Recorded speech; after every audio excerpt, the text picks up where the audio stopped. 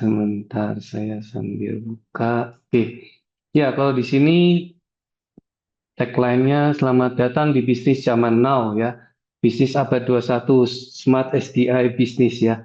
Nah, kita lihat dari kondisi ini itu terlihat bahwa mestinya Anda semua ini sudah enterprise HDI ya. Kalau saya lihat ya harusnya ya. Ada yang belum mungkin bisa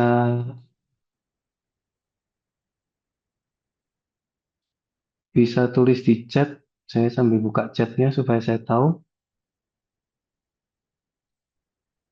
Oke, ya. Ya, saya rasa semua sudah bergabung. Nah, pertanyaannya adalah, eh, kenapa HDI ini disebut sebagai bisnis yang baik untuk di abad 21 atau bisnis yang saat ini ya. Dan kita masukkan kalimat smart ya. Kita lihat dulu bahwa sebenarnya HDI itu apa sih gitu ya? Smart HDI bisnis itu apa ya? Kalau kita lihat di sini sebenarnya kita adalah network marketing ya. Kalau di Indonesia mungkin lebih kenalnya MLM ya, ada yang ngomong multi level marketing ya, apapun itu, tetapi konsep umumnya di sini adalah network ya. Kita mau bicara tentang satu jaringan bisnis ya, jaringan bisnis ya. Nah, sebenarnya kenapa bisa disebut sebagai network marketing atau bisnis yang dalam bentuk network itu? Jadi kalau kita mau lihat sekarang ya, hampir semua bisnis itu mau versi konvensional, mau versi digital, mau versi apapun itu selalu membutuhkan yang namanya network ya.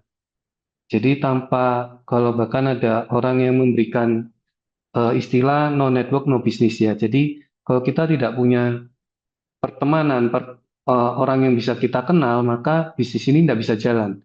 Ya, bisnis apapun tidak bisa jalan. Nah, tapi kalau di network marketing apa yang menjadi spesial? Kan selalu pertanyaannya ada di sana, ya.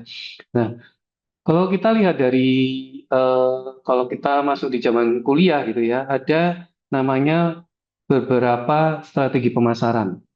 Ya, beberapa strategi pemasaran. Mungkin yang paling umum kalau strategi pemasaran yang ada itu adalah eh, saya produksi barang, terus saya punya tim penjual atau sales gitu ya, salesman. Lalu salesman ini akan menawarkan ke konsumen atau prospek ya. Dan akhirnya kalau mereka beli, maka itu kita sebut sebuah bisnis ya yang saya jalankan. Tapi berkembang dengan waktu ada strategi pemasaran yang agak berbeda. Itu adalah apalagi di hari-hari seperti sekarang itu banyak sekali seperti saya kalau di email saya menerima apa namanya menerima email yang benar-benar bisa saya baca sebagai satu informasi penting buat saya itu nggak banyak, lebih banyak iklannya. Iklan tuh ya orang yang menawarkan sebuah peluang ya, apapun itu. Nah, mereka menggunakan cara mail marketing ya. Memang hari ini kalau kita bicara mail marketing itu bukan berarti bahwa eh, surat dikirimkan ke rumah kita. Itu nyaris sudah nggak ada sih ya. Kirimnya kalau tidak ke SMS kita, ke WhatsApp kita, atau ke email kita. Biasanya ada di sana ya. Nah, kita akan menerima semua seperti itu. Nah, itu juga salah satu strategi pemasaran. Nah, kalau hari ini yang Anda sudah terbiasa dengan media sosial, itu juga merupakan salah satu strategi marketing. Ya, saat ini pemasaran itu sudah tidak banyak menggunakan iklan istilahnya yang tidak bergerak. Mereka lebih banyak menggunakan iklan-iklan bergerak atau video singkat, bahkan kurang dari 30 detik biasanya bisa terjadi. Tapi intinya adalah mereka menggunakan strategi sekarang adalah multimedia, visual ya. Itu yang membuat perkembangan strategi marketing itu banyak. Tetapi yang lebih menarik adalah network marketing yang sudah ditemukan sekian lama itu tidak kehilangan tren itu, ya, tidak kehilangan tren itu. Jadi network marketing salah satu strategi bisnis yang bisa beradaptasi dengan perkembangan teknologi atau zaman tersebut, ya. Jadi yang saya tahu dulu HDI itu ada itu saat saya masih awal kuliah, di mana awal kuliah itu handphone tuh barang mahal, barang langka gitu ya. Jadi ya termasuk saya berarti belum punya gitu. Sampai hari ini handphone tuh sudah berganti-ganti bermutasi kan bentuknya kan. Itu network marketing masih bisa beradaptasi, berarti menunjukkan bahwa strategi pemasaran network marketing ini memang luar biasa ya. Nah, terus bagaimana cara kita mendapatkan keuntungan? Tentu saja kita bertanya kan. Ya oke lah, bisnisnya bagus, tapi caranya dapat keuntungan gimana? Seperti pada bisnis pada umumnya, kita saat kita bicara sebuah bisnis yang bergerak di bidang distribusi, maka kita mendapatkan keuntungan dari selisih penjualan atau kita bicara tentang komisi atau bonus tersebut. Ya, jadi bukan hal yang aneh cara kita mendapatkan bonus dari network marketingnya. Yang berbeda adalah, yang berbeda adalah kita mendapatkan dari jaringan bisnis kita. Ya, itu yang membedakan.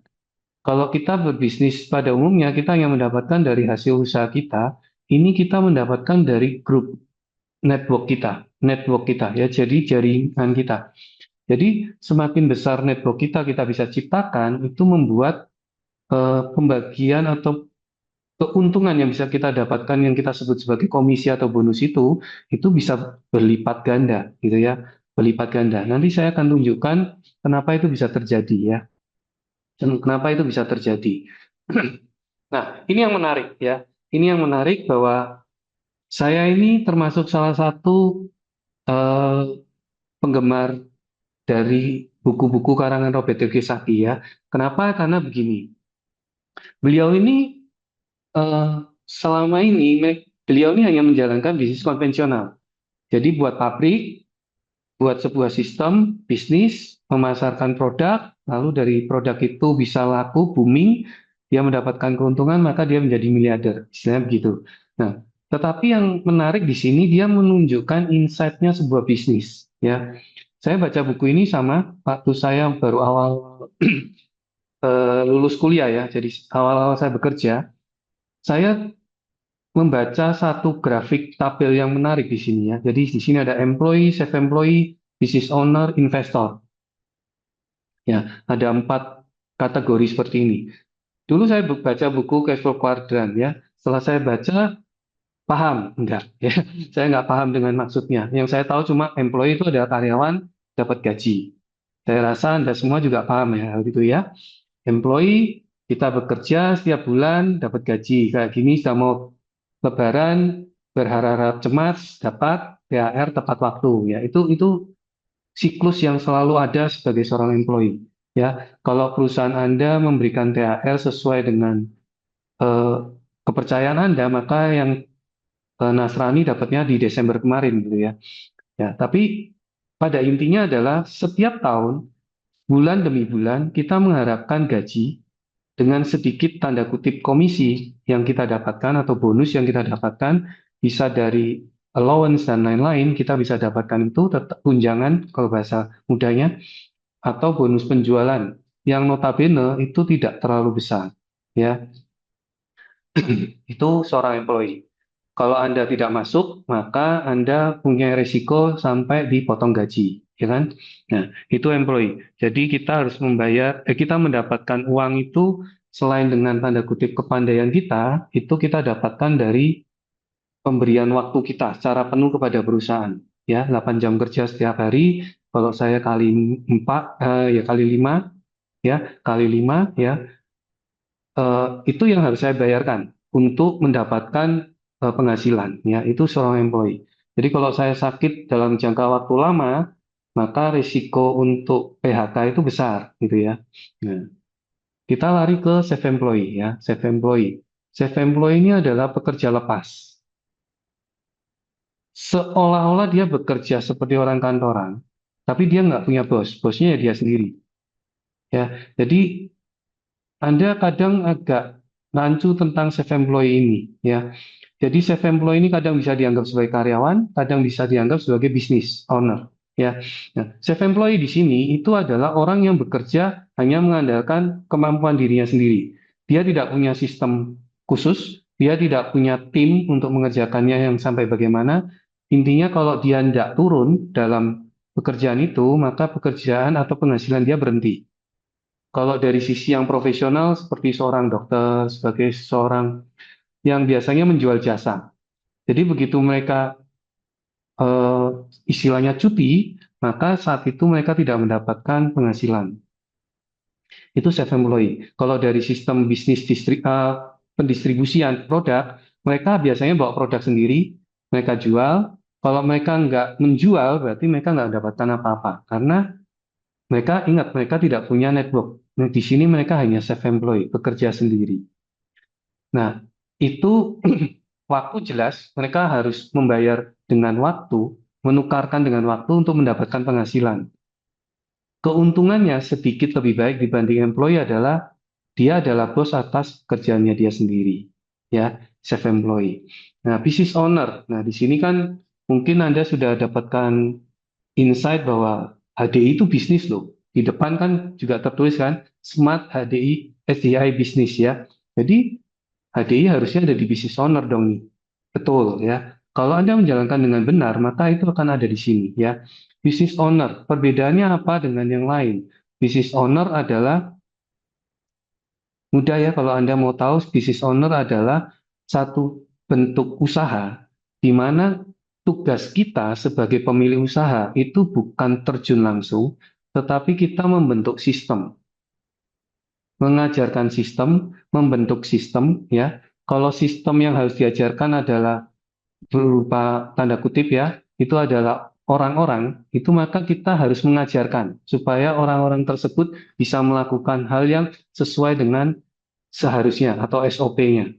Kalau itu adalah software atau hardware, maka itu harus diprogram supaya sesuai dengan apa yang harus dikerjakan. Business owner tugasnya sebenarnya ada di sana. Keuntungan dari business owner adalah dia tidak menukarkan waktu dia untuk mendapatkan penghasilan karena dia sudah punya sistem.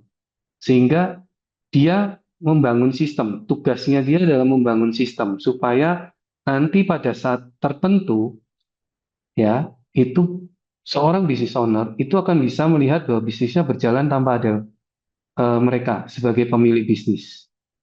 Dan yang terakhir tentu saja kita bicara tentang investor. Kalau investor, oke, itu menarik ya.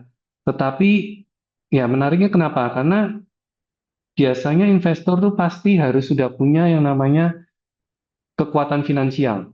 Sehingga dia menginvestkan ya finansial dia berupa ya yang dia sudah punya dia investkan untuk mendapatkan profit dari yang dia investkan. Atau bayangan sederhananya, investor itu, bayangan sederhananya, Anda hari ini punya uang, Anda taruh uang di bank, terus Anda dapat bunga, kan gitu kan ya. Nah, cuma kalau menabung, itu kan bunganya pasti kecil. Nah, kalau investor, biasanya return-nya atau pengembaliannya lebih gede, karena dia masuknya ke dalam bisnis. Jadi investor meletakkan uangnya kepada pemilik bisnis. Sehingga pemilik bisnis bisa mengembangkan usahanya, tapi dia harus share atau bagi keuntungan dengan yang menanamkan modal atau investor ini. Sehingga return-nya lebih gede. Ya, pertanyaan saya adalah, apakah benar-benar HDI adalah bisnis? Dia bukan employee kah? Bukan self-employed kah? Bukan investor? Sebenarnya HDI ada di mana sih gitu ya? Bapak tadi bicara, Pak Ligo bicara bahwa kalau bisnis tuh kita nggak perlu turun ke bawah. Tapi ingat tadi saya sampaikan, tugas seorang business owner adalah membangun sistem. Di HDI, sistem kita adalah membangun jaringan. Jadi sebelum jaringan itu terbentuk, maka kita tidak bisa melepaskan bisnis kita seperti autopilot. Selama jaringan kita belum terbentuk, maka kita tidak bisa melakukan itu. Ya, tidak bisa melakukan itu. Itu proses ya, itu proses. Nah, cuma yang saya sayangkan begitu saya melihat bagaimana rekan-rekan menjalankan bisnis HDI itu menjalankannya sebagai employee. Ini yang eh, paling lari dari kondisinya. Sebagai employee bagaimana? Biasanya kalau Anda adalah enterprise HDI menjalankannya sebagai employee, maka yang dilakukan adalah tunggu perintah upline kita, tunggu perintah mentor. Mentor suruh jalan ke kiri, kita jalan ke kiri. Mentor suruh prospecting, kita prospecting. Mentor nggak suruh, ya berarti nggak ada kerjaan kita. Nah, ini harus hati-hati ya. Kita sebagai business owner, kita harus inisiatif untuk melakukan semuanya. Kalau di awal, kita akan terlihat sebagai self-employed. Saya harus jualan sendiri, saya harus nawarkan produk sendiri, saya harus jelaskan produknya sendiri, saya harus membangun sistem sendiri, seolah-olah kita adalah self-employed. Tetapi kalau Anda menjalankan itu, tujuannya menuju membangun bisnis, maka kita adalah business owner. Ya, jadi yang kita cetak adalah berapa besar jaringan. Jadi kalau Anda seorang business owner hari ini, itu jangan dihitung omsetnya saja, tapi yang dihitung adalah hari ini jaringan saya bertumbuh berapa persen, growth-nya berapa persen, orang di dalamnya aktif berapa persen, itu tugas seorang business owner. Kalau self-employee, dia akan hanya menghitung jumlah omsetnya. Hari ini saya jual madu 10 botol. Ke berapa orang? Satu orang. Mumpung diborong, saya dapat laku 100 botol. Satu orang. Ini self-employed. Kalau business owner, Anda harus tahu bahwa kondisi bisnis yang seperti itu meletakkan omset Anda ke satu prospek atau customer atau konsumen itu menjadi kondisi yang tidak sehat. Ya, jadi kita harus tahu, kita sebagai business owner harus tahu omset Anda sekian puluh juta itu tersangkut di mana. Ya, itu seorang business owner. Jadi kita harus pandai mengerti bahwa business owner sebagai seorang enterprise HDI, saya adalah business owner. Tugas saya adalah membangun network. Hari ini saya harus punya semakin banyak orang aktif dan orang yang bisa melakukan sama seperti saya, minimal. Hari ini kalau saya bisa presentasi, maka tim saya harus bisa presentasi. Hari ini saya bisa prospecting dengan baik, maka tim saya harus bisa prospecting dengan baik. Tugas kita adalah membangun sistem tersebut. Kenapa itu penting? Menurut Robert Kiyosaki, karena orang terkaya di dunia itu membangun network, bukan mencari pekerjaan, ya, bukan mencari pekerjaan. Jadi lebih fokus membangun network. Dan saya beritahu, return dari business owner itu pasti lebih besar dibanding investor. Ya, jadi investor kita akan bicarakan nanti pada saat kita sudah punya portfolio yang besar di dalam rekening kita, gitu ya. Tapi sebelum itu kita buat dulu ATM-nya dulu, ya, mesin uangnya dulu. Dengan apa? Menjadi business owner. Seperti itu, ya. Jadi di buku-buku Robert Kiyosaki seperti Business School, The Business of a 21st Century itu dijelaskan semua tentang kekuatan dari network marketing. Saran saya, karena Anda mau bangun bisnis, Anda harus tahu bisnis itu seperti apa, network marketing seperti apa. Semakin Anda memahami ke dalam, semakin pandai Anda dan semakin mudah Anda untuk meyakinkan prospek ataupun tim Anda. Nah, dan selain itu BT Kiyosaki tentu saja ada beberapa juga ya eh, seperti Tony Robbins ini apa motivator yang kalau saya bilang bukan hanya mahal ya, tetapi harganya benar-benar prestisius kalau kita harus mengundang beliau ya. Beliau pun mengatakan bahwa kalau Anda baca di sini ya, kalau saya terjemahkan secara mudahnya, istilahnya adalah keuntungan yang bisa Anda dapatkan ya dengan menjalankan bisnis network marketing itu adalah menghilangkan kerumitan dari membangun bisnis konvensional. Ya, jadi membangun bisnis konvensional itu apakah mudah? Saya beritahu Bapak Ibu itu benar-benar membingungkan dan menyulitkan. Ya, kalau Anda nggak punya mental yang benar-benar kuat, itu akan jauh-jauh lebih sulit lagi. Karena kita akan menghadapi yang namanya ngurus internal dan ngurus eksternal. Internal itu ada stok barang dan lain-lain. Itu harus diurus, ya. Dan itu hilang semua. Hari ini, bahkan urusan perpajakan itu sudah dihitungkan kan oleh sistemnya HDI yang di center. Ya, Anda tinggal langsung terima itu di Cortex. Makanya saya baru lihat itu. Ya, ya. Jadi semakin wow ya dengan sistemnya HDI ini ya. Jadi saya benar-benar senang dengan sistem bisnis HDI. Saya nggak terlalu pusing dengan yang namanya annual report, report tahunan itu nggak perlu, sudah langsung direportkan, ya enak banget ya. Terus Jim Rohn ini juga ngomong yang sama, ya kurang lebih sama ya. Jadi network marketing itu adalah gelombang besar di masa depan.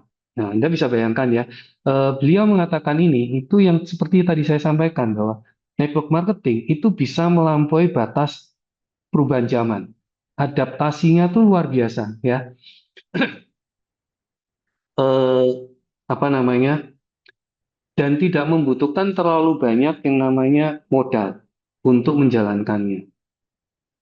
Ya, jadi itu menjadi salah satu alasan kuat kenapa network marketing itu benar-benar kalau Anda pahami, Anda nggak akan berpikir bahwa network marketing itu kalau di HDI itu hanya penjual madu.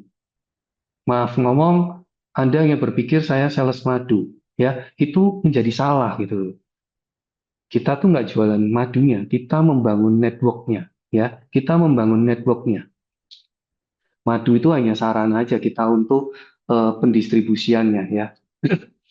Nah, dan kalau kita lihat hari ini ya, kalau kita lihat hari ini, apalagi kekuatan dari bisnis HDI, kalau kita lihat dari bisnis tren yang hari ini ada, semua orang pegang yang namanya handphone. Bukan hanya handphone biasa, handphone yang disebut dengan smartphone. Mau dari yang produk China sampai produk Eropa, whatever itu, tapi intinya handphone Anda itu sekarang lebih penting dari semuanya. Ya, saya nggak bawa dompet apapun nggak ada masalah. Yang penting jangan nggak bawa handphone aja gitu ya. Bukan masalah chattingnya, tetapi masalah segala macam kemudahan yang saya bisa dapatkan dari internet banking, dari payment, dari untuk apa namanya melakukan pembelian dan lain-lain, purchase dan lain-lain. Itu semua saya lakukan dalam satu device, dalam satu genggaman ya. Nah, itu berarti bahwa apa sih teknologi digital itu tidak bisa kita hindari. Kalau hari ini Anda mungkin merasa, saya mungkin nggak cocok deh, saya kan generasinya bukan generasi X lagi nih Pak, saya tuh sudah baby boomer.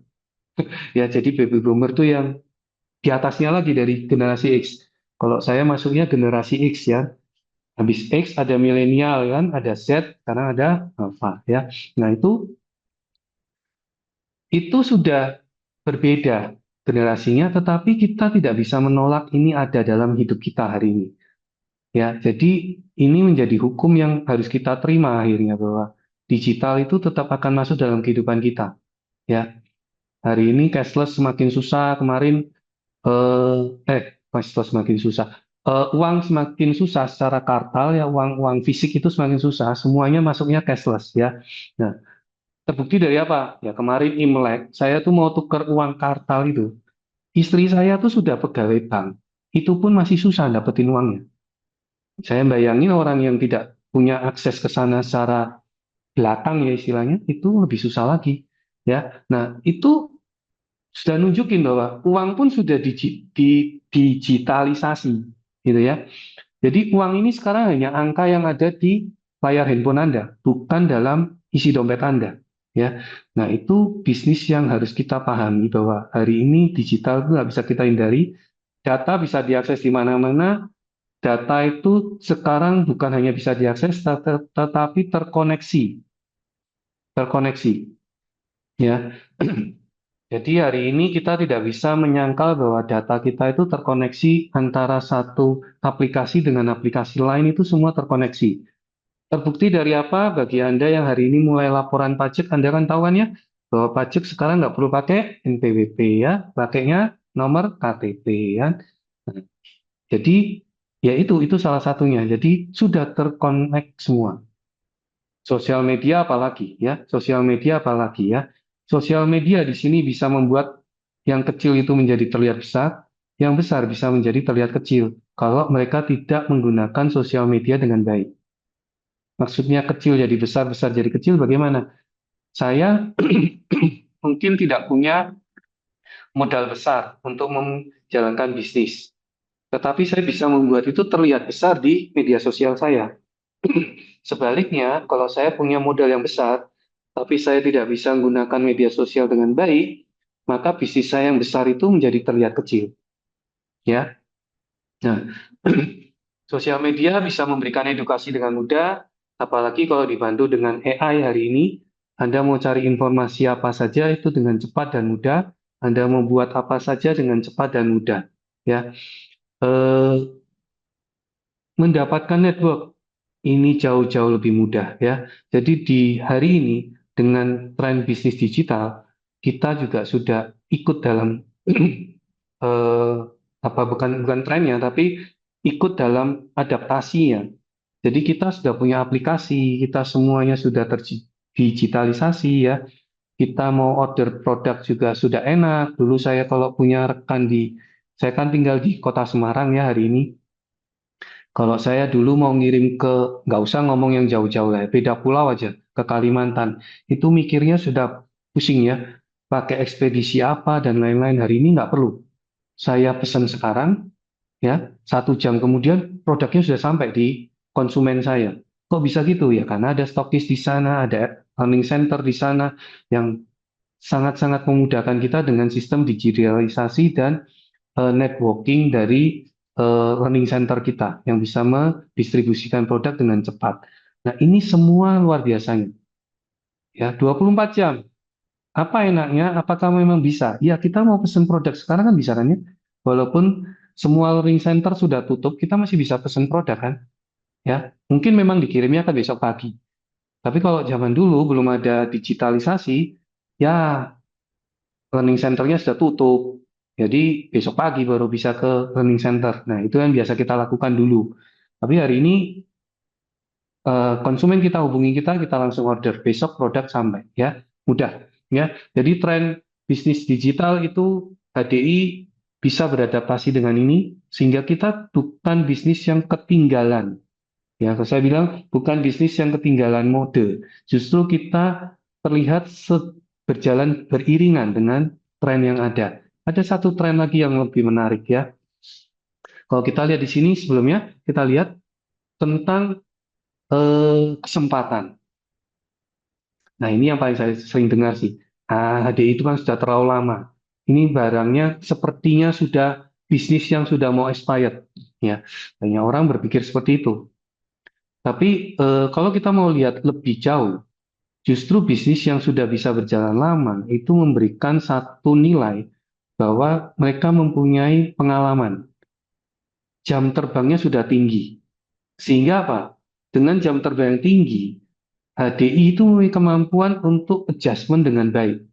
Adjustment itu bagaimana maksudnya? Ya, kalau waktu ada kondisi seperti 5 tahun yang lalu, ya berhubungan dengan COVID gitu ya, banyak bisnis hancur, kita bisa masuk ke trennya. Ya karena HDI sudah pengalaman menghadapi krisis-krisis yang ada, sehingga eh, lebih mudah beradaptasi. Itu yang harus kita lihat, ya. Terus kalau kita lihat di sini bahwa setiap kesulitan ekonomi selalu melahirkan orang kaya baru, dan saya kasih tahu itu adalah benar, ya. Jadi krisis itu adalah cara alami, kalau saya bilang alam itu menyeimbangkan kembali kondisinya. Dan orang yang bisa beradaptasi dengan baik itu akan bertahan. Ya, kalau yang nggak bisa beradaptasi ya akan ngomong bahwa ya ini akhir dari segalanya gitu ya. Makanya kita tinggal masuk kelompok yang mana, ya kelompok yang mana. Nah, buat Anda yang sudah mempunyai kemapanan dalam hal finansial atau bahkan sudah punya multi bisnis, tidak ada salahnya kita juga tetap menjalankan bisnis HDI. Karena kita tidak tahu ya kondisi ke depan itu akan seperti apa. Ya, ini saya tidak bicara hanya Indonesia, tetapi secara dunia kita bisa lihat dalam nggak usah lama-lama, dalam 5 tahun terakhir perkembangan dunia itu sulit untuk diprediksi. Kalau yang saya tahu ya dari tahun 2020 sampai hari ini, setiap awal tahun kayak gini atau akhir tahun itu selalu isinya adalah tahun depan akan lebih buruk. Itu influencer semua membuat cerita macam-macam, tapi intinya adalah satu. bahwa tahun depan akan lebih challenging, tahun depan akan lebih buruk, tahun depan akan lebih susah. Kenyataannya setiap tahun tambah banyak orang berhasil, atau dalam konteks ini adalah bebas finansial. Nah, kenapa bisa begitu? Ya, karena orang yang bisa beradaptasi itu yang bisa bertahan. Ya, jadi setiap kondisi itu justru buat saya adalah kesempatan. Setiap orang melihatnya menjadi negatif, kita melihatnya sebagai hal yang positif. Bagi kita yang sudah saat ini nyaman, kita jangan terlena, kita masih harus tetap mempersiapkan satu titik kalau di sini kita sebut sebagai skoci penyelamat. Ya, jadi supaya nggak habis-habisan, minimal masih ada cadangannya gitu ya. Dan kalau kita lihat dari kesempatan yang ada, sensus penduduk tahun 2020 ini berarti zaman COVID, 270 juta jiwa. Harusnya kalau bicara bahwa di COVID itu menghabiskan banyak umat manusia, ya karena virus itu, harusnya kan tahun ini berkurang kan.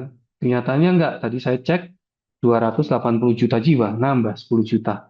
Ya, jadi ternyata ya tetap aja pertumbuhan penduduk itu terus, yang berarti bahwa kesempatan juga terbuka. Ya, jadi kalau hari ini Anda lihat bahwa network Anda berisi eh, rekan-rekan kerja yang masuknya Gen Z, ya, Gen Z, itu berarti sudah benar bahwa Anda memang sudah mulai beralih. Pertanyaannya, Anda sendiri sebagai pemilik bisnis sudah beradaptasi belum dengan gaya Gen Z ini? Atau masih terus menyalahkan Gen Z-nya? Gen Z begini, Gen Z begitu, Gen Z ini, Gen Z itu. Atau kita bicara, oke, saya sekarang harus mulai belajar nih, bagaimana cara komunikasi, bahasa slang seorang Gen Z, bagaimana cara belajar mereka, bagaimana cara mereka melihat bisnis. Itu saya rasa mungkin lebih mudah kita beradaptasi, karena hanya kita aja kan yang harus berubah, menyesuaikan mereka daripada minta semua menyesuaikan kita, ya lebih susah kan ya. Kalau saya saran, lebih baik kita yang belajar untuk beradaptasi. Nah, ini satu tren lagi yang perlu kita tahu. Hari ini, hari ini, nggak cuma di Indonesia, di dunia, itu lebih menyukai, lebih memikirkan bagaimana bisa hidup sehat. Mereka cukup kapok-kapok dengan perjalanan COVID 5-6 tahun yang lalu. Ya, hari ini semua orang, sampai hari ini, saya masih selalu kalau pergi gereja melihat orang nyemprotin hand sanitizer. Beberapa masih pakai masker. Sampai hari ini, ya. Saya bukan bicara itu tidak baik atau baik, tapi saya bicara bahwa itu menunjukkan bahwa mereka hari ini lebih concern terhadap yang namanya kesehatan. Itu baru satu hal. Terus kalau Anda mau sadar, Anda pergi ke pusat perbelanjaan, terus Anda masuk ke gerai yang jual produk-produk, eh, ya apa ya kalau saya bilang kayak obat, kesehatan, skincare dan lain-lain, itu mereka semakin hari yang namanya untuk membuat orang sehat itu semakin banyak. Jadi yang dijual bukan bukan obatnya, tetapi pencegahannya. Jadi vitamin, multivitamin, serum, apapun. Tapi intinya adalah pencegahan. Semakin banyak, merek juga semakin berkembang. Ya, jadi nggak cuma satu dua. Itu nunjukin apa sih? Kalau itu bisnisnya nggak menarik, masa ya pebisnis-pebisnis itu mau menjalankan itu? Ya, jadi semakin banyak alat kesehatan, semakin banyak. Hari ini, saya yakin beberapa dari Anda di rumah itu punya latensi digital kan? Kalau zaman dulu mah kalau mau tensi mah kita harus pergi ke klinik kan ya. Ngapain taruh di rumah? Hari ini semua orang punya. Bahkan ada yang punya cek untuk gula darah dan lain-lain secara pribadi. Karena barang seperti itu hari ini menjadi penting gitu ya. Saya selalu ditanya gini, kalau begitu saya mulai pusing ini, sudah cek tensi belum? Gitu ya. Oh iya ya, saya punya alatnya ya di rumah ya, saya bilang. Ya, jadi Anda bisa bayangkan seorang yang tidak bergerak di bidang kesehatan, dalam arti medis, sorry, medis, tapi saya kok bisa punya latensi. Ini di luar saya mau menjalankan bisnis tadi atau enggak ya. Tapi itu saya gunakan untuk menjaga kesehatan pribadi saya, untuk pemantauan ya. Jadi itu salah satu tren. Makanan hari ini, kalau Anda lihat juga banyak sekali yang sudah eh, healthy food kalau kita bicara ya. Jadi sekarang menjualnya semua seperti itu.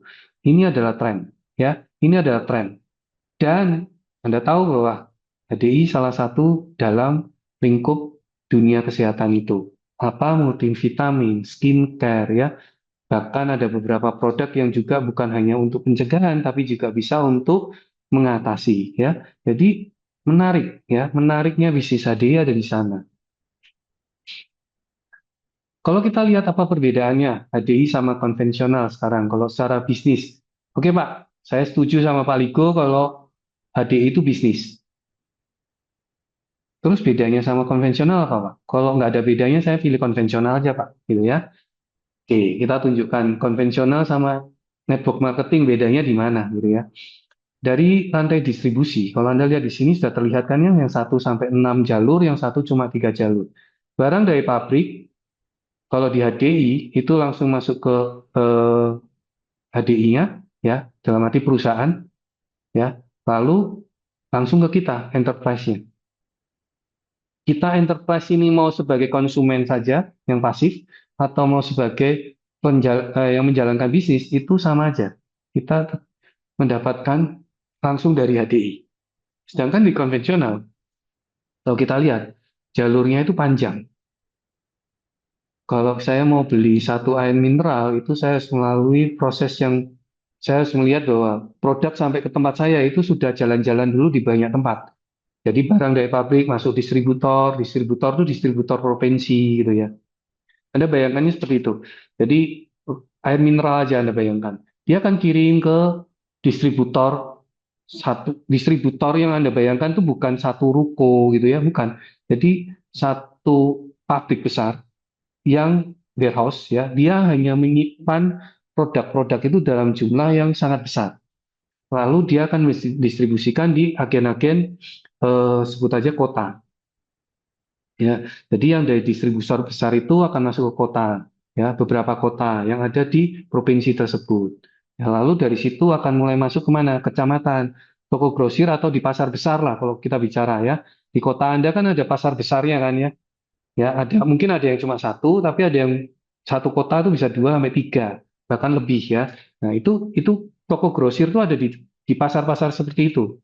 Mereka biasanya jualnya sudah dalam kondisi yang lebih kecil kuantitinya, satu dus gitu ya, satu dus, satu lusin ya, atau satu karton orang sebut. Lalu masuk ke pengecer. Pengecer tuh ya toko-toko yang ada di eh, sebelah rumah Anda atau di depan gang gitu ya, gang kampung Anda. Nah itu pengecer, jualannya satu-satu.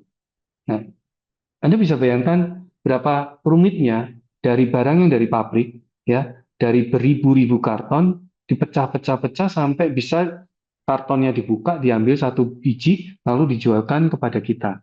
Sedangkan dari HDI, itu beda ya. Kalau Anda hari ini kan lagi ada promo madu kan ya, Anda mau ambil satu paket, sama ambil 10 paket, sama ambil 200 paket, harganya sama nggak? Sama.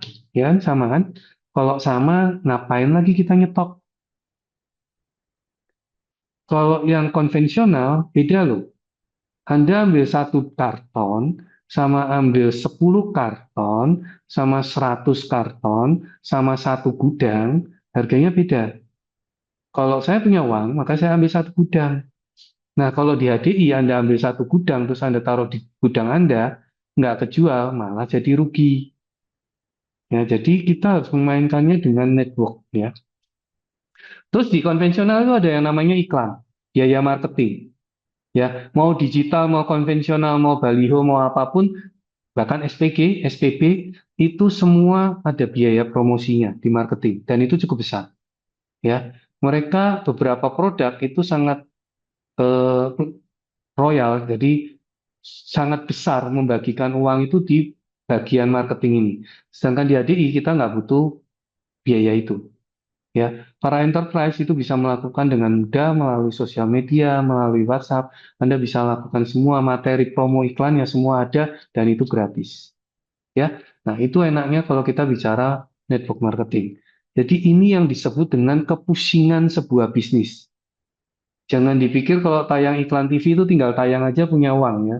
Mikirin artisnya siapa aja sudah pusing, belum lagi skenario yang mau gimana buatnya iklan ya. Terus nanti nunggu lagi dia akan proses dalam take dan lain-lain syutingnya, itu bukan hal yang bisa dikerjakan satu malam. Ya, itu butuh 1 tahun bahkan untuk mengeluarkan satu iklan. Nah, itu pusing tuh kalau Anda jalankan itu secara konvensional, ya. Kalau Anda jalankan itu dengan gaya net HDI, itu kita tidak perlu pusing dengan hal-hal seperti itu. Nah, ya. Nah, modal besar kalau di konvensional ini yang menakutkan. Sewa tempat satu ruko kecil, satu lantai di jalan yang kelas 3 atau kelas itu sudah berapa puluh juta kalau kita mau mau sewa. Di HDI kita nggak perlu sewa. Stok barang seperti tadi saya bilang, karena Anda dapatkan harga itu selalu sama untuk pengambilan kuantiti, Anda nggak perlu stok barang. Ngapain Anda stok barang? Stok barang itu berarti eh, kalau dalam bahasa bisnisnya itu kayak seperti dead money, jadi uang mengendap, uang mati di situ, nggak muter ya. Nah, terus lalu ada sarana prasarana. Anda nggak butuh mobil box kan untuk nganter maduan ya. Anda nggak butuh yang namanya meja kerja yang bagaimana, cukup meja kerja sederhana atau bahkan meja di ruang tamu Anda bisa gunakan. Bahkan kalau saya bilang di HDI, Anda itu bisa sebut pekerjaan Anda kan WFA itu yang lagi diminta sama pemerintah itu kan ya, WFA, Anda bisa bales tuh jawabannya, saya mah sudah WFA dari kapan-kapan itu. Kenapa nunggu tanggal berapa itu? 17, 18 berapa itu setiap hari sama WFA ya. Kadang di rumah, kadang di kafe, kadang di learning center, kadang di hotel gitu ya. Terserah saya gitu ya. Itu kehebatan HDI ya. Dan kita nggak perlu gaji karyawan ya. Kita nggak perlu gaji karyawan karena yang kita bangun adalah network ya. Kita nggak perlu gaji karyawan. Sorry, hubungan dengan konsumen. Biasanya konvensional itu memfokuskan pada yang namanya penjualan saja. Yang tadi saya bilang, dia hanya menekankan penjualan. Berapa banyak produk yang bisa saya keluarkan. Dia nggak peduli dengan hubungan dengan si konsumen atau customer, pembeli. Dia nggak peduli. Yang penting saya bisa jual banyak, gitu ya. Itu yang biasanya terjadi. Tapi kalau di HDI kita menjual dengan sistem yang berbeda. Ya, kita ingin long relationship. Ya, jadi kita ingin punya hubungan yang panjang dengan si konsumen ini atau rekan kerja. Kita ingin punya hubungan yang panjang sehingga kita melakukan follow up berkesinambungan. Follow up berkesinambungan itu apa maksudnya? Kita rutin menghubungi, bukan hanya untuk menjual, tetapi untuk menjalin relasi. Jadi seperti kayak kemarin, nah, ini kan pertanyaannya sederhana kan, kemarin Imlek, ada yang sudah ngucapin Imlek belum? Kemarin ada awal puasa, ada yang sudah ngucapin belum ke semua konsumen rekan kerja, ya. Terus ada bagi yang Nasrani ada yang mulai masuk ke masa prapaskah, sudah ngucapin belum? Kayaknya hal sederhana, tapi kalau kita lakukan itu, itulah bisnis kita. Jadi pekerjaan kita lebih banyak yang happy-happy seperti itu. Ngucapin, greeting sesuatu kepada itu. Selamat pagi Pak, sehat selalu. Apa kabar? Gimana bisnisnya jalan lancar? Anak keluarga baik-baik saja. Itu yang biasa kita lakukan. Jadi bukan Pak ada promo madu. Oke, itu kita tawarkan. Tetapi kita membangun hubungan. Ya, jadi ya apa kabar gitu ya. Itu yang biasa selalu kita sampaikan. Hati-hati di jalan kalau tahu mereka akan melakukan trip. Kalau mereka yang lagi punya gangguan kesehatan, kita ucapkan selamat, bukan selamat ini ya, maksudnya semoga lekas sembuh dan lain-lain. Itu semua kita ucapkan dengan cara tulus, dan disitulah yang disebut dengan follow up berkesinambungan. Oke.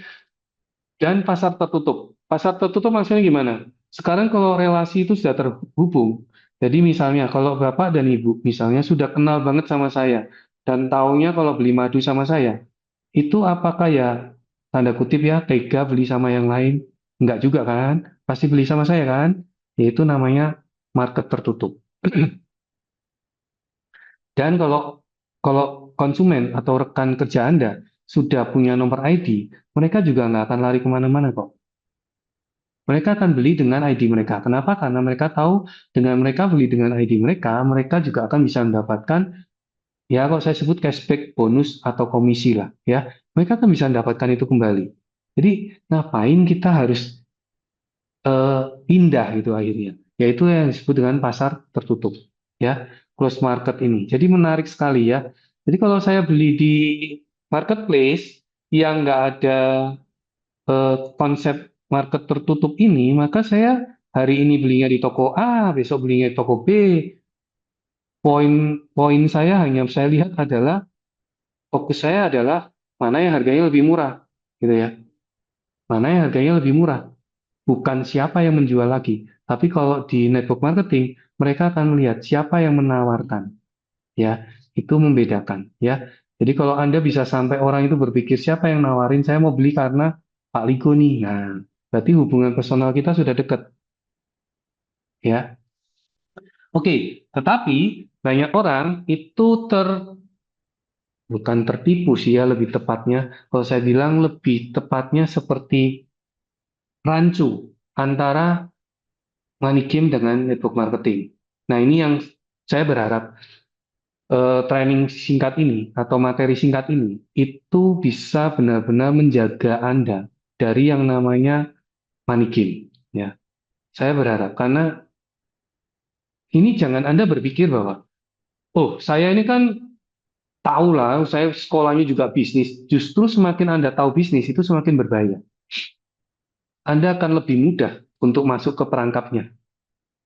Ya, jadi jangan berpikir bahwa money game itu hanya orang-orang yang tanda kutip tidak punya pengetahuan yang akan tertipu. No, no, no, no ya. Anda bisa lihat banyak sekali contohnya ya dari yang investasi bodong dan lain-lain. Orang yang investasi bisa ikut investasi kan berarti orang yang punya uang kan. Ya maaf ngomong orang yang punya uang banyak itu mestinya bukan orang-orang yang tanda kutip nggak punya pengetahuan kan ya. Tapi kok ya bisa ya. Jadi ya karena itu semakin Anda punya satu apa daya ungkit, misalnya Anda punya modal, Anda punya pengetahuan, itu semakin mudah Anda terjebak dengan money game. Oke, saya beritahu ya. Jadi saya beritahu perbedaannya. Saya berharap Anda bisa memahami ini dan saya berharap di racing team nggak ada yang terjebak sama ini lagi, gitu. Ya. Jadi tidak tergabung dalam APLI. Money game itu intinya tidak punya legalitas. Kalau ada legalitas, hari ini saya ajarkan Anda. Percaya saya, setiap money game, saat datang kepada Anda, mereka akan ngomong satu legalitas yang seolah-olah itu benar-benar legalitas. Saya kasih tanda kutip seperti ini, dia akan ngomong, oh kami tergabung di sini loh Pak, ini OJK loh Pak, masuknya diakui sama OJK. Halo, OJK itu hanya ngecek di bagian apa? Dia tidak ngecek di bagian perdagangan, ya. Jadi berbeda fungsinya. Nah, dia akan maju dengan itu. Anda harus sebagai smart people, karena kita bisnisnya smart kan, Anda smart. Anda tinggal buka handphone Anda, saya ajarin Anda buka handphone Anda buka Google, Chrome, atau apapun browsernya, Anda ketik di situ. Kalau dia bicara bahwa ini saya sudah tergabung loh di OJK, Anda ketik OJK adalah, terus di enter aja. Nanti akan keluar kan? Di AI itu akan keluar dengan sendirinya. OJK itu apa? Keuangan. Ini kan jualan. Apa hubungannya sama tabung di bank? Nah, Anda harus mulai smart di bagian ini. Ya, jadi tulisannya loh tidak tergabung di APLI dan ilegal itu menjebak kalau Anda tidak memahami. Dia akan nyebutkan, loh, kami tapi terdaftar loh di Menteri Perdagangan dan apa misalnya ya. Hati-hati dengan poin itu ya. Jadi intinya adalah legalitas mereka itu tidak benar. Paham ya? Yang berikutnya, fokus pada perekrutan saja. Jadi, biasanya money game itu tidak mengajak Anda untuk memasarkan produk. Mereka akan ngomong gini, Pak, cari orang, kalau Bapak bisa dapatkan 2 orang, Bapak akan dapat bonus sekian. Bapak dapatkan 2 orang, Bapak akan dapatkan bonus sekian. Jadi fokusnya mereka, penjelasan mereka itu rata-rata selalu adalah rekrut orang. Hati-hati dengan bagian ini. Kalau di kita akan jelaskan. Bapak bergabung, Bapak memasarkan produk, Bapak akan dapat bonus atau komisi dari jumlah produk yang terdistribusi di jaringan Bapak Ibu. Jadi komisi yang didapat dari jumlah penjualan atau produk yang terjual, bukan banyak-banyakan orang. Ini bukan mau demo, jadi nggak ngumpulin orang. ya, tetapi berapa banyak produk yang terdistribusi. Nah, ini berbeda sama yang ini, yang perekrutan ya. Terus yang berikutnya, produk hanya kedok, harga tidak seimbang dengan kualitas. Ya, kalau di network marketing produknya berkualitas, sebanding. Biasanya bentuk fisiknya jelas. Ya, nah, tapi hari ini money game juga ada yang bentuknya fisik. Tapi kita harus hati-hati fisik yang seperti apa. Nah, ini makanya akan membuat rancu bagi Anda yang mungkin tanda kutip hanya eh, melihat ini terlalu dangkal. Ini harus hati-hati ya. Jadi biasanya yang dijual itu berupa voucher, berupa keanggotaan, ya, membership. Keanggotaan itu membership. Membership itu jadi gini, Anda anggota dari ini, nanti kalau Anda belanja apa dapat diskon sekian. Itu namanya keanggotaan. Ya, nah, Anda dapat voucher ya. Nanti misalnya Anda ini voucher hotel A gitu ya. Anda bisa beli, bisa nginep di sana.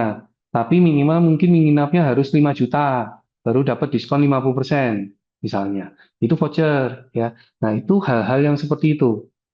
Nanti ada lagi kupon emas, whatever lah, sebutannya banyak banget lah.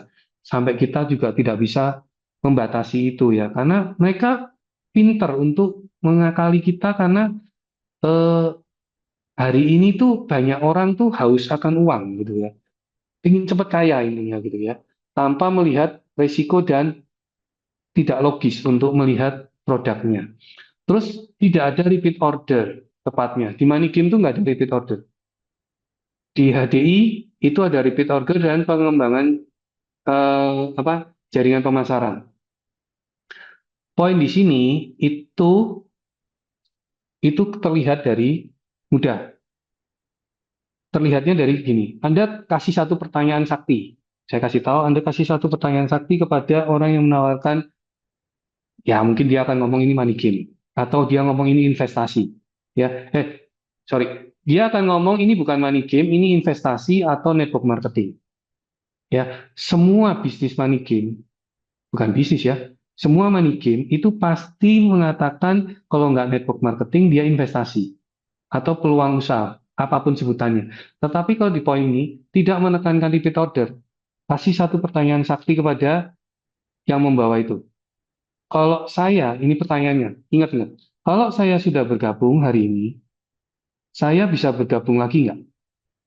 Kalau jawabannya ya, Anda tidak perlu melanjutkan yang lain, apapun promosi atau tawaran keuntungannya, percaya saya itu sudah pasti ada di Money Game. Jadi kalau Anda bisa mempunyai keanggotaan lebih dari satu di salah satu network Anda, jadi Pak Liko punya rekan kerja siapa? Pak Liko lagi. Pak Liko punya rekan kerja siapa? Pak Liko lagi. Pak Liko punya rekan kerja Pak Liko lagi. Jadi saya dari buyut sampai cicit gitu ya. Namanya saya semua. Jadi networknya siapa? Saya sendiri gitu ya. Nah itu sudah jelas kan kelihatan kan. Anda kalau bayangkan itu Anda bisa bayangkan ini gimana networknya isinya satu orang sama lagi gitu ya. Ya, itu berarti bukan network ya. Jadi kuncinya tanyakan. Kalau hari ini saya bergabung, besok saya mau gabung lagi, itu bisa nggak? Nah, kalau dia jawabnya bisa, sudah pasti dia ada di ranah money game. Oke, selesai. Bersifat jangka pendek ya karena ini konsepnya kan lebih banyak ke penipuan. Jelas nggak bisa bertahan sampai lama sekali. Ya, menggunakan sistem binari kanan kiri seimbang. Biasanya dia selalu menawarkan perekrutan atau punya jaringan itu selalu dalam angka genap. Dua, empat tuh jarang, tapi rata-rata dua, dua, dua. Jadi Bapak bisa cari dua. Nanti yang dua ini cari dua lagi masing-masing. Dua ini cari dua lagi gitu ya. Dia nggak akan mungkin ngomong ketiga biasanya. Jadi selalu kelihatan genap aja. Genap itu karena dia harus menyeimbangkan dan selalu gambaran petanya, peta jaringannya walaupun sama-sama bulat bulat bulat bulat bulat itu, tapi dia selalu kalau kanannya tiga, isinya kirinya juga harus tiga. Kalau kanannya dua, kirinya juga harus dua. Kalau ini nggak seimbang, bonus Anda nggak keluar. Itu sudah pasti money game. Tidak ada pendidikan berjenjang di sana. Ya, ini mah kalau sampai ada berarti kelas penipuan kan gitu ya. Ya nggak ada ya, pasti nggak ada ya. Di network marketing yang benar itu pasti ada ya. Yang bergabung paling awal memiliki penghasilan paling besar di money game. Ya jelas ya, karena ini penipuan jadi yang paling awal itu pasti dapat yang paling banyak. Kalau di network marketing, Anda yang kerja lebih baik, mempunyai jaringan lebih luas, sistemnya terbentuk dengan lebih baik, itu pasti punya bonus lebih besar. Bukan siapa yang bergabung. Jadi nggak heran kalau di sini ada upline dan downline, di mana upline itu bisa penghasilannya lebih kecil dibanding downline. Bisa jadi, ya. Karena mungkin kesempatan untuk mendapatkan jaringannya berbeda, gitu ya. Nah, jadi jangan heran dengan hal itu, dan itu bukan merupakan satu hal yang eh, salah, tapi itu adalah berkembang secara apa namanya alami, ya, berkembang secara alami. Oke, bagaimana cara membuktikan bahwa network marketing itu sehat dan baik? Ada 4 hal yang harus kita perhatikan di sini, ya. Ada pendidikan, produk, perusahaan, dan marketing plan. Untuk produk saya nggak akan banyak menjelaskan, walaupun di sini kita produknya berbahan dasar bahan. Nanti Anda bisa ikuti training yang business plan, ya, product knowledge. Anda mau tahu produknya apa, Anda ikuti product knowledge. Anda mau tahu keunggulannya dari produk kita apa, produk ada di product knowledge, ya. Jadi seperti sudah diwahyukan oleh Sang Pencipta, ya, kita sudah produk-produk yang digunakan oleh beberapa lembaga, bahkan sudah mendapatkan sertifikasi, termasuk salah satunya halal. Itu dijelaskan di dalam training product knowledge, ya. Produk kita sudah unggul banget, ya. Marketing plan ini sama. Bagaimana pembagian bonusnya? Apakah pembagian bonus itu menjadi satu hal yang adil?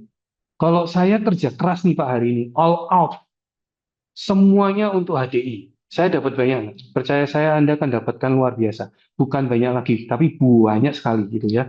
Jadi eh,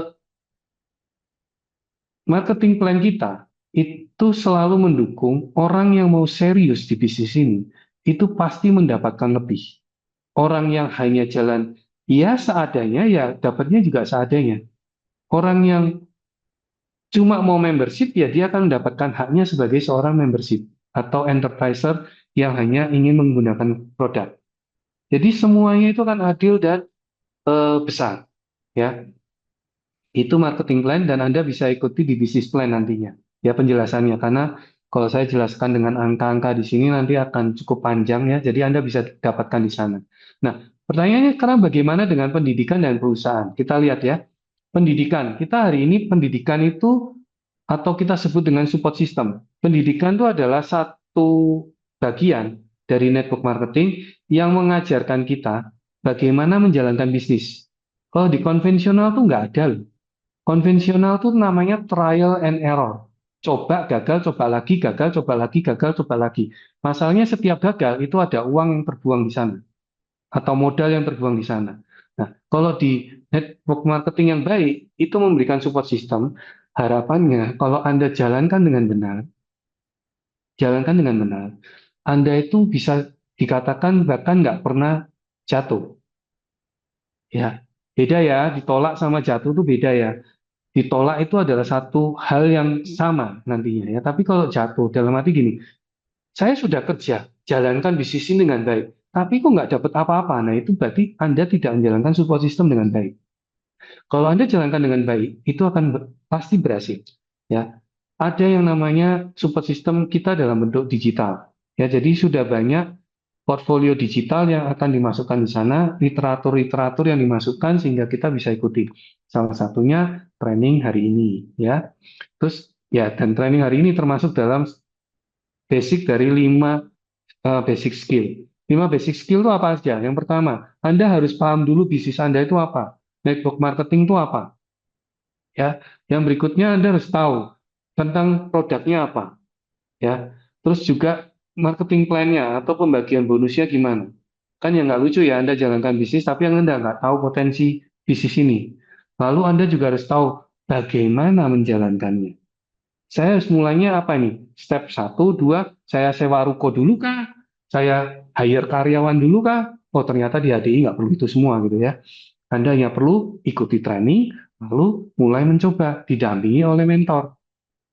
Ya, jadi dan yang terakhir itu adalah eh, kalau tadi step melakukan ini adalah how to do-nya, bagaimana melakukannya, bagaimana bersikap atau mempunyai mentality sebagai seorang pebisnis yang seharusnya. Ya, jadi bukan bisnis-bisnisan, tapi benar-benar pebisnis yang seharusnya. Dan jangan khawatir di sini ya, kita juga punya pertemuan-pertemuan onsite yang bisa dihadiri, ada juga yang online ya. Kita bisa hadiri baik dari lingkup kota maupun lingkup Indonesia ya, seluruh Indonesia. Itu ada semua. Dan yang jarang ada itu adalah mentoring. Di tempat lain tuh jarang ada yang namanya mentoring. Di sini Anda gagal, Anda tahu ada gurunya. Kalau bahasa kerennya tuh ada lausenya gitu, ada suhunya. Jadi Anda nggak akan jatuh sampai gimana-gimana juga gitu. Karena ada yang ngajarin, ada yang guiding Anda ya. Jadi asik banget. Dan itu saya tahu bahwa nggak ada di tempat lain. Apalagi di bisnis konvensional gitu ya. Nggak ada. Kalaupun ada, Anda harus bayar itu cukup mahal. Sudah bayar, ditambah satu hal yang sangat luar biasa. Apa? Tidak ada jaminan keberhasilan dari mereka. Jadi kalau Anda gagal, salah Anda sendiri. Mau belajar lagi, bayar lagi. Kalau di mentoring kita ini gratis ya, karena mentor kita sudah pasti. Upline kita siapa sih yang upline yang nggak mau rekan kerjanya berhasil ya? Nggak ada lah ya, semua pasti mau kan ya. Nah, jadi gratis ya, gratis kapanpun. Bahkan ada yang siap 24 jam gitu ya. Oke ya. Terus company profile tadi saya bicara perusahaan. Apa yang hebat dari perusahaan kalau kita bicara kalau kita mau mencari network marketing? Yang tadi saya bilang di awal ya, cari yang sudah mapan. Mapan tuh modalnya sudah besar, sehingga stok barang segala macam mereka sudah siap dengan itu semua. Kita tinggal jalankan dengan enak. HDI loh, itu sudah masuk ke Indonesia 93. Sudah berapa zaman yang dilewati generasinya ya. Ini dari milenial pindah ke Gen Z, sekarang sudah masuk ke Alpha ya, sudah 3 generasi yang berbeda gitu ya. Dari masuk HDI pertama di Indonesia itu belum mengenal handphone ya, belum mengenal handphone. Hari ini bonus Anda dibagikan mingguan, dulu satu bulan setelahnya baru bisa terima. Lebih cepat jadi setengah bulan, lebih cepat dari satu minggu, sekarang setiap minggu bisa terima ya. Lebih cepat lagi ya. Jadi HD itu benar-benar sudah mengikuti perkembangan zaman ya. Sertifikat-sertifikat terus berusaha didapatkan untuk menunjukkan kualitas dari produk dan bisnis kita ya. Oke, apa sih yang paling susah dalam menjalankan bisnis HDI? HDI itu paling nggak enak ditolak, Pak. HDI itu ditolaknya lebih sedikit, Bapak Ibu. Saya saat ini masih sebagai seorang profesional di sebuah perusahaan, saya megang semua divisi, termasuk salah satunya divisi penjualan. Saya punya berarti 6 sales person, 6 orang sales. Saya beritahu ya, 6 sales. 6 sales person. Setiap sales itu harus melakukan telepon, telepon, telepon ke siapa aja. Itu 20 telepon satu hari. Kalau 5 hari kerja berarti satu minggu 100 telepon. Jadi satu sales itu harus melakukan 100 telepon plus minimal adalah 10 kunjungan. Oke, 100 telepon 10 kunjungan. Kalikan 6, berarti satu minggu harusnya saya punya 600 telepon dan 60 kunjungan kan. Menurut Anda, satu minggu saya bisa punya deal berapa banyak? Dari 600 satu minggu ya, satu minggu 600. Harusnya kalau kita pakai hukum ini 80-20, berarti saya harusnya dapatnya berapa? 12 ya minimal ya. 12 ya, 120. 120 deal kan. Maaf Bapak Ibu, tidak lebih dari 10 deal saya dari 600. Jadi HDI itu punya resiko ditolak itu lebih lebih kecil. Anda nawarin 10 orang, saya masih yakin Anda pasti bisa jual minimal pasta gigi. Sales saya, itu semua bekerja, itu tidak lebih dari 10 deal satu minggu, bahkan kadang cuma 2. Dari 600 telepon yang dilakukan. Anda bisa bayangkan. Ya, kalau di sini saya tulis hanya 100 orang, ya, kita prospek 100 itu bisa dapat 20. Ini kalau saya dapat kayak gini hari ini saya sudah punya usaha sendiri gitu ya di bisnis konvensional ini. Nggak ada ya. Jadi ini sebenarnya probabilitas yang sangat menyenangkan. Jadi apalagi yang mau ditunggu dengan bisnis HDI? Ya, kalau orang bicara bahwa di HD banyak ditolak, percaya saya orang yang mengatakan itu adalah orang yang belum pernah jalankan penjualan secara konvensional. Ya, penjualan secara konvensional. Anda akan merasakan. Tapi jalankan dengan cara yang benar ya. Jalankan dengan cara yang benar. Ya. Itu pasti Anda tahu bahwa nilai persentase hukum 80-20 bahkan nggak bisa jalan. Di HDI, saya mencoba itu jauh lebih besar dari ini. Mungkin kalau dari 100 itu bisa 50, itu bisa dapat. Ya, apalagi kalau orang yang kita tawarkan sudah punya relasi baik. Kalau di tempat saya konvensional, sudah deket pun belum tentu beli. Ya, cuma dijawabin terima kasih. Ya, jadi itu semua Anda harus tahu. Dan semakin baiknya hukum ini menjadi, ini kan 80-20. Kalau Anda sebagai seorang pebisnis, Anda harus buat gini. Kalau di sini kan gini kan, prospek 100, closing 20. Anda harus buat besok prospek 100, closing 80, gagal 20. Itu target Anda.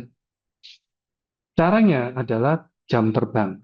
Jam terbang didapat kalau seorang pilot itu adalah ia naik pesawat terus, pesawatnya dikendarai terus, berarti Anda harus terbang terus, berarti Anda harus prospek terus, Anda harus eh, meeting terus dengan network Anda harus follow up terus, Anda harus prospecting, Anda harus mau di-OC-in sama konsumen Anda, itu semua jam terbang.